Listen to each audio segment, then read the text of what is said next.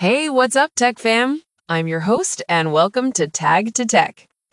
Honor has finally confirmed the launch date of the Power 2 and has also revealed its rear design and color options. The upcoming smartphone will pack a massive 10,080 milliamp battery. In a Weibo post, Honor announced that the Power 2 will debut in China on January 5th. The company also showcased the phone's rear design, which closely resembles the iPhone 17 Pro.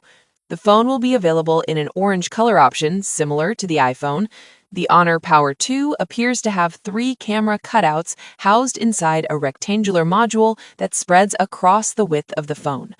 It will be available in Rising Sun Orange, Magic Night Black, and Snow White colors.